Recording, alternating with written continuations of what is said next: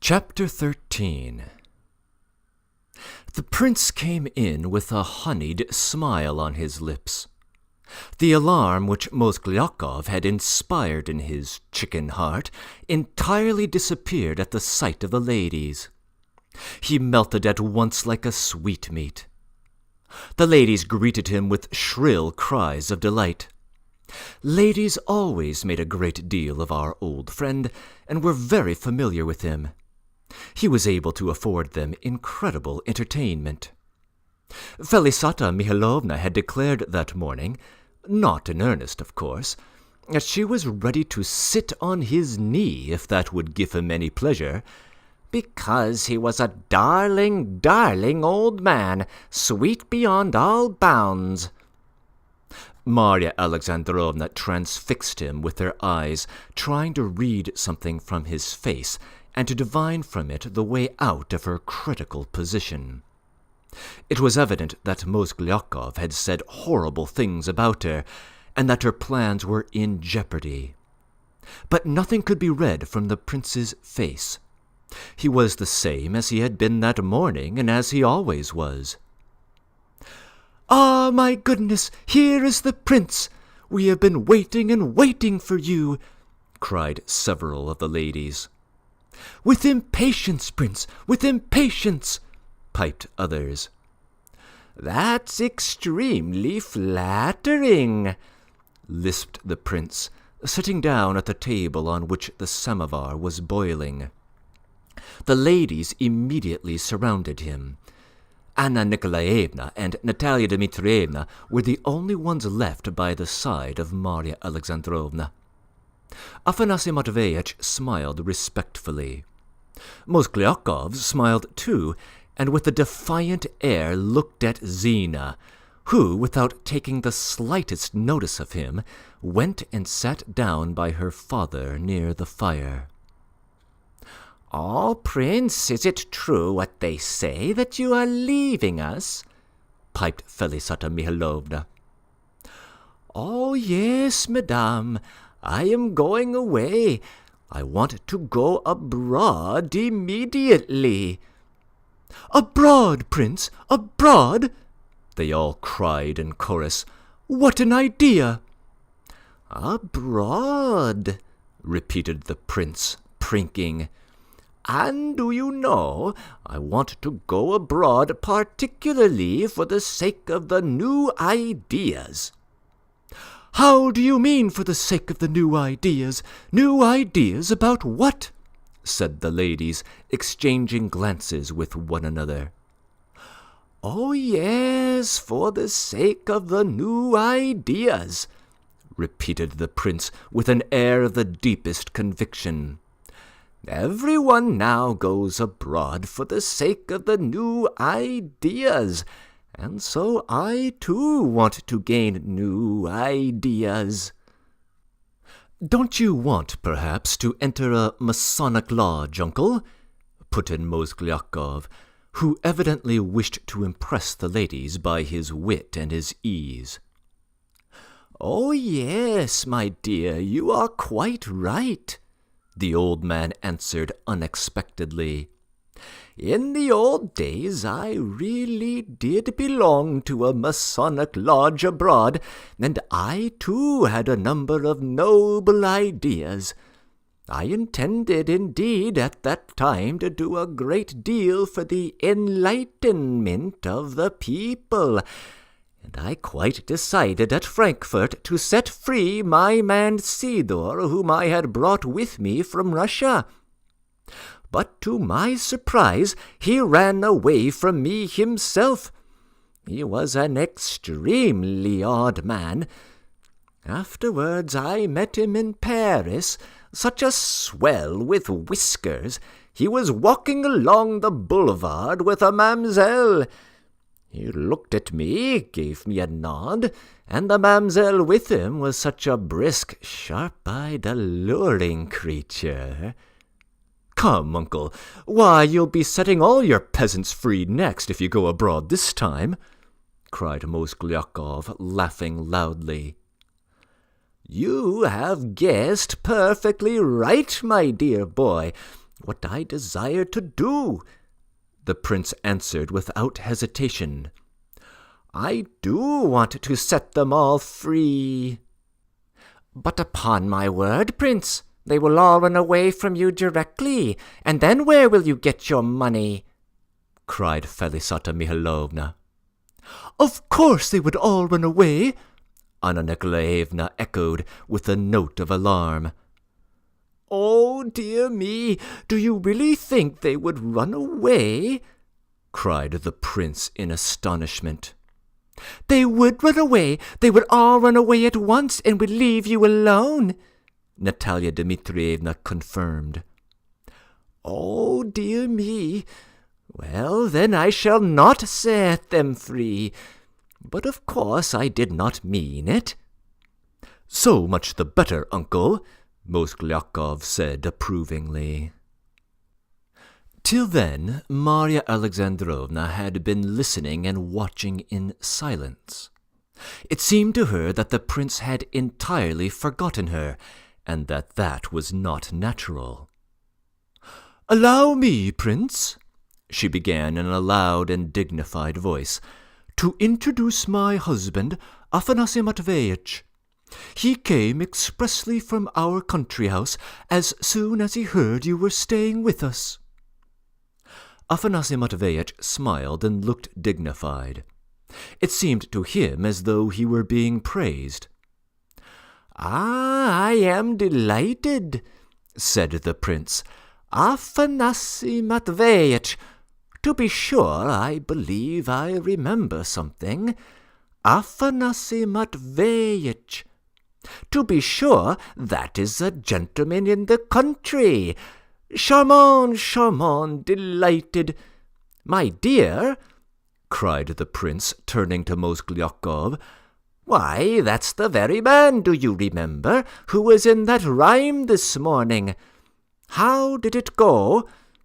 The husband's on the stair, and the wife is gone. Oh, yes, the wife has gone away to some town." "Ah, prince, why, that's true. The husband's on the stair, while the wife has gone to Tver, the very vaudeville the actors played here last year," Felisata Mihalovna put in. "Oh, yes, precisely, to Tver. I always forget. Charmant. So you are that very man? Extremely glad to make your acquaintance," said the prince, holding out his hand to the smiling Afanasy Matveyitch without getting up from his chair. "Well, I hope you are well." "He is quite well, prince, quite well," Marya Alexandrovna answered hurriedly. "Oh, yes, one can see he is quite well. And are you always in the country? Well, I am delighted. Why, what red cheeks he has, and how he keeps laughing!" Afanasy Matveyitch continued smiling, bowing, and even scraping with his foot. But at the prince's last observation he could not restrain himself, and all of a sudden, apropos of nothing, in the most foolish way, burst into a loud laugh. Everybody laughed. The ladies squealed with delight. Zina flushed and with flashing eyes looked at Marya Alexandrovna, who in her turn was bursting with anger. It was high time to change the conversation. "How did you sleep, prince?" she asked in a honeyed voice, at the same time turning a menacing look upon Afanasy Matveyitch to indicate that he should take himself off as quickly as possible. "Oh, I had a very good sleep," answered the prince. "And do you know, I had a most enchanting dream, an enchanting dream." "A dream?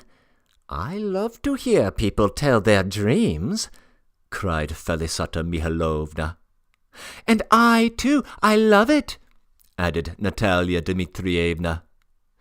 "An enchanting dream," repeated the prince with a mawkish smile.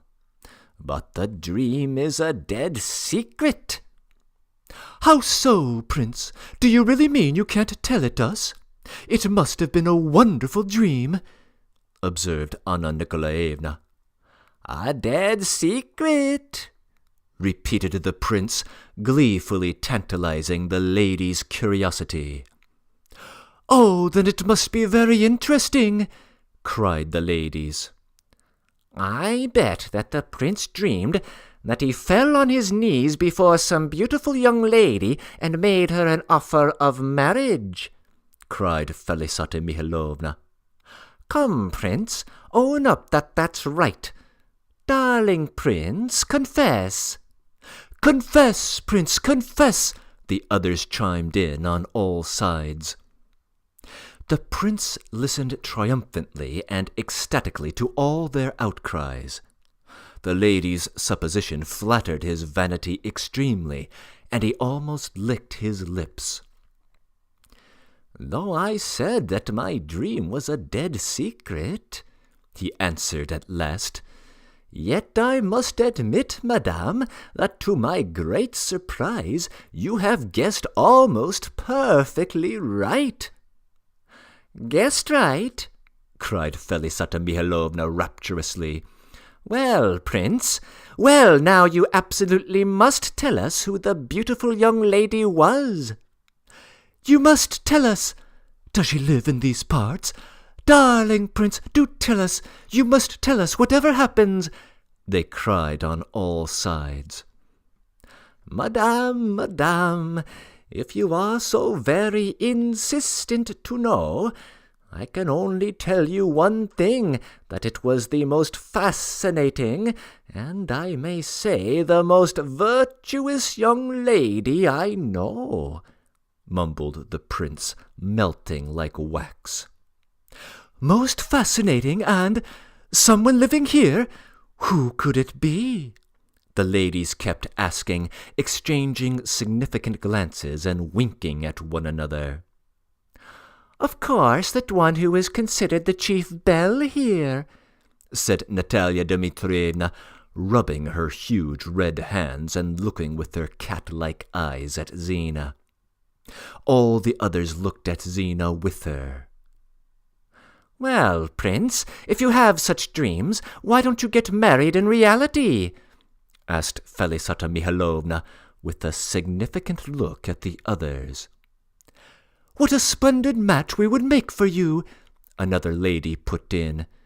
"Prince, darling, do get married," piped a third. Get married," they cried on all sides. "Why shouldn't you get married?" "Oh, yes, why not get married?" the prince assented, completely confused by these outcries. "Uncle!" cried Mozgliakov. "Oh, yes, my dear, I understand.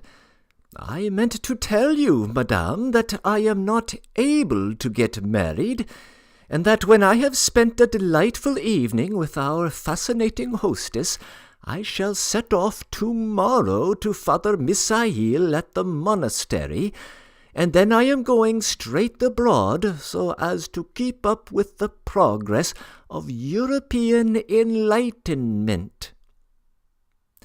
Zina turned pale and looked at her mother with inexpressible misery. But Marya Alexandrovna had already made up her mind. Hitherto she had only been waiting, testing things, though she did realize that her project was ruined and that her enemies had circumvented her successfully. At last she grasped the whole position. She made up her mind at one blow to crush the many-headed hydra. She got up from her easy chair majestically, and with resolute steps approached the table, scanning with haughty eyes her pygmy foes. There was the light of inspiration in that look. She determined to impress, to disconcert all these venomous scandalmongers, to squash Mozgliakov as though he were a beetle, and by one bold, resolute stroke to recapture all her lost influence over the imbecile prince. Exceptional audacity was of course needed, but Marya Alexandrovna had no lack of audacity. "Madame," she began solemnly and with dignity. Marya Alexandrovna was particularly fond of a solemn manner. "Madame, I have been listening for some time to your conversation, to your gay and witty jests, and I think it is time for me to put in my word. You know we have met together this evening, quite by chance, and I am so glad of it. I should never have brought myself of my own accord to announce to you an important family secret, and to publish it abroad sooner than the most ordinary feeling of decorum would dictate. Especially I must beg the forgiveness of my dear guest, but I fancied that he himself, by indirect hints at the very circumstance, gives me to understand that a formal and ceremonious announcement of our family secret will not be disagreeable, that, in fact, he desires this announcement. Is it not so, Prince? I am not mistaken?" "Oh, yes, you are not mistaken, and I am delighted," said the prince, without the faintest idea of what she was talking about. For the sake of greater effect, Marya Alexandrovna stopped to take breath, and looked round at the whole company. All the visitors were listening to her words with spiteful and uneasy curiosity. Mozgliakov started. Zina flushed crimson and got up from her chair. Afanasy Matveyevitch, in anticipation of something extraordinary, blew his nose to be ready for anything. "Yes, madame, I am ready joyfully to confide to you my family secret. After dinner today, the prince, captivated by the beauty and virtues of my daughter, did her the honor of offering her his hand. Prince," she concluded in a voice quivering with tears and emotion, "dear Prince, you cannot be angry with me for my indiscretion. Nothing but my great joy as a mother could have torn from my heart this precious secret before the fitting time. And what mother could blame me in this case?" I cannot find words to describe the effect produced by Marya Alexandrovna's unexpected outburst. Everyone seemed as though petrified with amazement. The treacherous visitors, who had thought they would frighten Marya Alexandrovna by their knowledge of her secret, had expected to crush her by the premature disclosure of that secret, who had expected to torment her, at first simply by allusions, were dumbfounded by such audacious candour. Such fearless audacity was a sure sign of power. Then was the prince really going to marry Zina of his own free will? Then they had not allured him, made him drunk, deceived him? Then he was not being forced into marriage in an underhand, dishonest way? Then Marya Alexandrovna was not afraid of anybody? Then it would be impossible to prevent the marriage, since the prince was not being forced into it? For a moment there was a sound of whispering which turned at once into shrill cries of delight. Natalia Dmitrievna was the first to embrace Marya Alexandrovna. Anna Nikolaevna followed her example, and after her Felisata Mihailovna. They all jumped up from their seats. They were all thrown into confusion. Some of the ladies were pale from spite. They began to congratulate the embarrassed Zina. They even fastened on Afanasy Matveyevitch. Marya Alexandrovna held out her arms in a picturesque attitude, and almost by force enfolded her daughter in her embrace. The prince alone looked on at the scene with strange surprise, though he went on smiling as before. The scene pleased him in a way, however. At the sight of the mother embracing the daughter, he took out his handkerchief and wiped his eyes, in which there gleamed a tear. Of course, people rushed to congratulate him, too. "We congratulate you, Prince! We congratulate you!" the ladies cried on all sides. "So you are going to get married? So you are really going to get married? Darling prince, so you are going to get married?" Oh, yes, answered the prince, extremely delighted with their raptures and their congratulations. "And I must say that nothing gives me more pleasure than your kind sympathy, which I shall never forget, never forget. Charmant, charmant, you've brought tears into my eyes." "Kiss me, prince," Felisata Mihailovna cried, louder than all the rest. "And I must say," the prince went on, interrupted on all sides, "I am most of all surprised that Marya Ivanovna, our honored hostess, has guessed my dream with such extraordinary insight. It is as though she had dreamed it instead of me. Extraordinary insight, extraordinary insight." "Oh, prince, the dream again! Come, confess, prince, confess!" they all cried, surrounding him. "Yes, prince, there is no need for concealment. The time has come to reveal our secret," Marya Alexandrovna said sternly and resolutely. "I understand your subtle allegory, the enchanting delicacy with which you tried to hint to me your desire to make public your engagement. Yes, madame, it is true. This afternoon the prince went down on his knees to my daughter, and not in a dream, but reality, and made her a formal offer." "Exactly as though it were real, and actually with the very same circumstances," repeated the prince. "Mademoiselle," he said, turning with marked courtesy to Zina, who had not yet recovered from her amazement, "Mademoiselle, I swear that I would never have made so bold as to pronounce your name if others had not uttered it before me. It was a fascinating dream, and I am doubly happy that I am now permitted to tell it to you. Charmant, charmant." "But upon my word, how is this?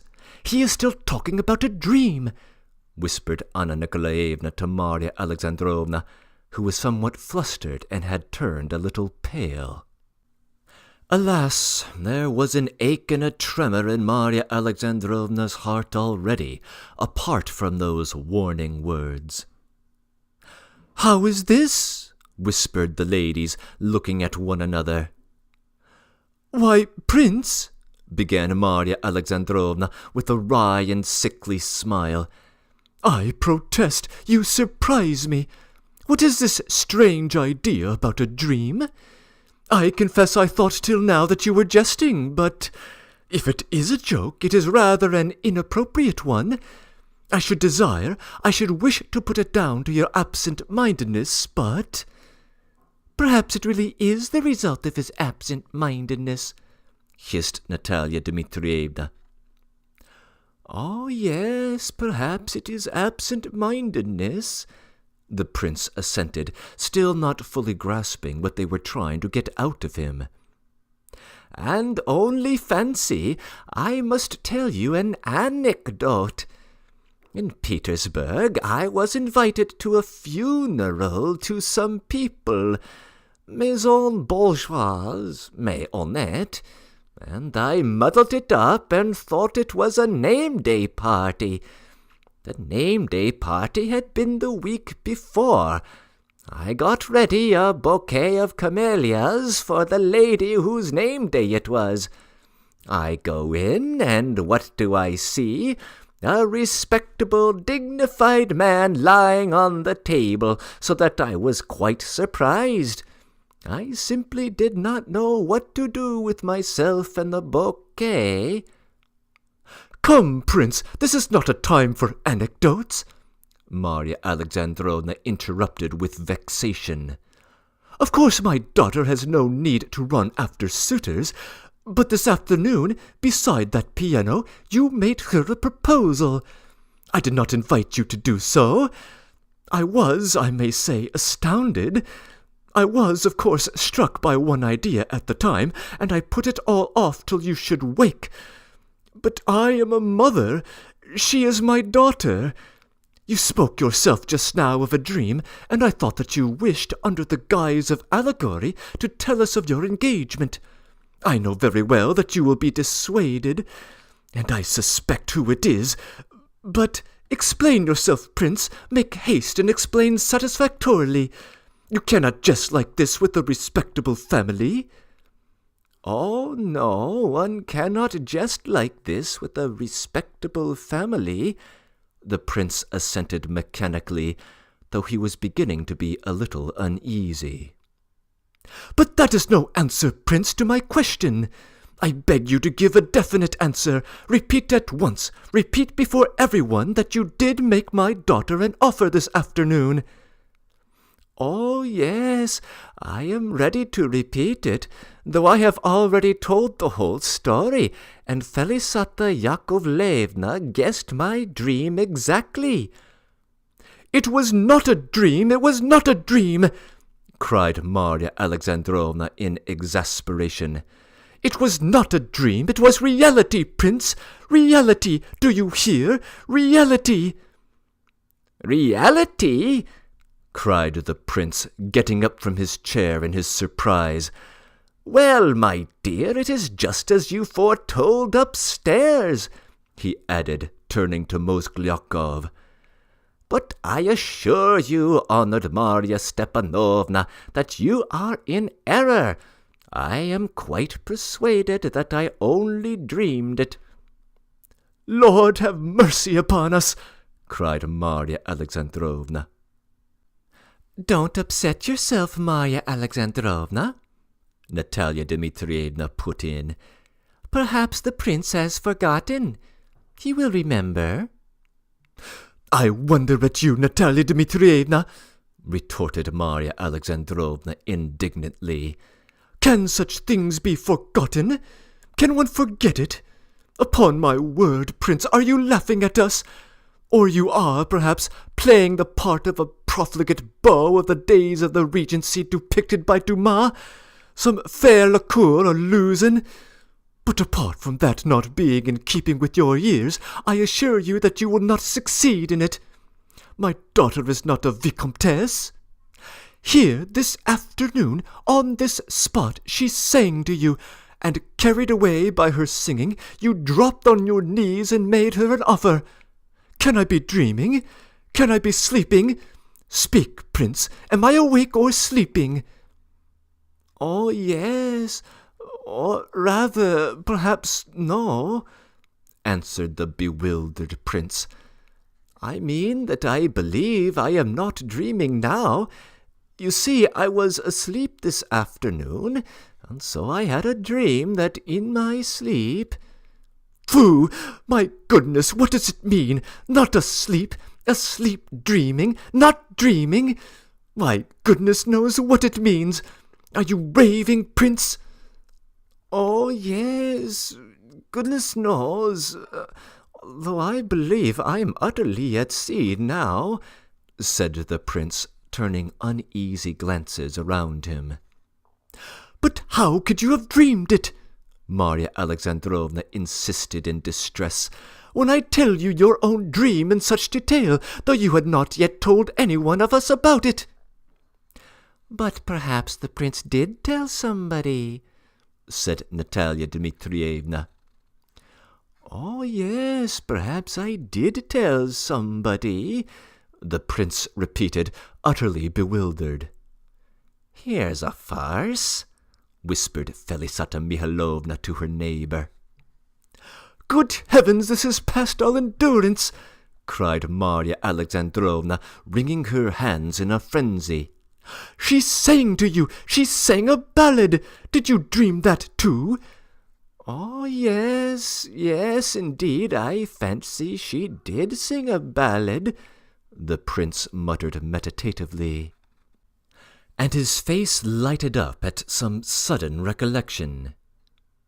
My dear, he cried, addressing Mozgliakov, I forgot to tell you just now that there really was a ballad, and there were continually castles in that ballad, so that it seemed as if there were a great many castles, and then there was a troubadour. Oh, yes, I remember it all, so that I even shed tears. And now I am puzzled. It seems as if that really did happen and was not a dream." "I must say, uncle," answered Mozgliakov, speaking as calmly as he could, though his voice quivered from some emotion, "I must say it seems to me that it is very easy to account for that and make it fit in. I believe you really did listen to singing. Zinaida Afanasievna sings beautifully. After dinner you were brought in here, and Zinaida Afanasievna sang the ballad to you. I was not there at the time, but you were probably touched by its recalling old days, perhaps remembering that very Vicomtesse with whom you used once to sing ballads, and about whom you told us this morning. And then afterwards, when you went to bed, in consequence of your pleasant impressions, you dreamed that you were in love and had made an offer." Marya Alexandrovna was positively petrified by this audacity. "Ah, my dear, that is just as it really was," cried the prince, delighted. "It was just in consequence of those pleasant impressions. I certainly remember the ballad being sung to me, and it was because of that in my dream I wanted to get married. And it is true about the Vicomtesse, too. Oh, how clever of you, my dear, to see it all. Well, now I am quite convinced that I dreamed all that. Marya Vassilievna, I assure you that you are mistaken. It was a dream.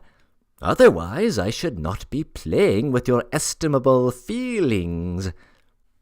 "Ah, now I see clearly who has been at work in this," cried Marya Alexandrovna, beside herself with fury, addressing Mozgliakov. "It is you, sir! You dishonourable man! It is all your doing! You have muddled this unhappy imbecile because you were refused. But you shall pay for this insult, you blackguard! You shall pay for it! You shall pay for it!" "Marya Alexandrovna!" cried Mozgliakov, turning as red as a crab. "Your words are so... I really don't know what to say of your words. No well-bred lady would allow herself... I am defending my kinsman anyway. You must admit that to ensnare him like this..." "Oh, yes, to ensnare like this," the prince chimed in, trying to hide behind Mozgliakov. "Afanasy Matveyitch!" shrieked Marya Alexandrovna in an unnatural voice. "Don't you hear how we are being outraged and dishonoured? Or have you lost all sense of your duties? Are you not the head of your family, but a repulsive wooden post? Why do you keep blinking? Any other husband would long ago have washed out such an insult to his family in blood." "Wife," Afanasy Matveyitch began with dignity, proud that he was needed at last. "Wife, didn't you perhaps dream it all, and afterwards, when you woke up, you muddled it all to suit yourself?" But Afanasy Matveyitch was not destined to give full expression to his witty surmise. To that point the visitors had restrained themselves and had treacherously assumed an air of demure dignity. But at this point a loud burst of laughter that could not be restrained resounded through the room. Marya Alexandrovna, forgetting all propriety, rushed at her husband, probably with the intention of immediately scratching his eyes out. But she was restrained by force. Natalia Dmitrievna took advantage of the occasion to add just one drop more of venom. "Oh, Marya Alexandrovna, perhaps that is just how it was, and you are upsetting yourself," she said in a most honeyed voice. "What was? How was it?" cried Marya Alexandrovna, not yet fully understanding it. Oh, Marya Alexandrovna, you know it sometimes does happen. What happens? Do you want to drive me crazy? Perhaps you really did dream it. Dream it? I dream it? And you dare to tell me that to my face? Well, perhaps that is really how it was, responded Felisata Mihailovna. Oh, yes, perhaps that is how it really was, the prince too muttered. He too! Lord have mercy on us! Cried Marya Alexandrovna, clasping her hands. How you do upset yourself, Marya Alexandrovna. Remember that dreams are sent us from on high. If it is God's will, there is none can oppose him, and we are all in his hands. It's no use being angry about it. Oh, yes, it's no good being angry about it, the prince chimed in. Do you take me for a lunatic? Marya Alexandrovna articulated faintly, gasping from wrath. This was beyond human endurance. She hastily sought a chair and sank into a swoon. A hubbub followed. It was to do the correct thing that she fainted, Natalia Dmitrievna whispered to Anna Nikolaevna. But at that instant, at the moment when the general bewilderment was greatest and the position was at its tensest, a person who had hitherto remained silent suddenly stepped forward, and immediately the whole character of the scene was changed. Breaking in. Obviously, there is a lot going on in this chapter, but here I want to make two quick notes. First, the Dumas whom Marya Alexandrovna references in her tirade against the prince is, of course, Alexander Dumas, whose D'Artagnan romances, such as Three Musketeers and Man in the Iron Mask, all explore the intrigues of the French court of the 17th century. The Duc de Luzen was a part of this history, and is now referenced for the second time. Just a few hours earlier, Marya Alexandrovna had used Luzen to inspire the prince to romantic ambition in his old age. Here she uses him to chastise the prince for it. For her, arguments are never designed to track the truth. Second, despite the prince's senility, he is not so far gone as to be unaware of the social and political topics of his day. We know from Chapter 4 that he is afraid of the communists in Russia. In the early stages of the current chapter, we discover that he is aware that it is a fashionable thing to at least discuss liberating one's serfs. Indeed, in the late 1850s, this was one of the primary topics of public discussion. The reaction of the assembled gentry to the idea is worth noting. But we must get back to things. End of comments.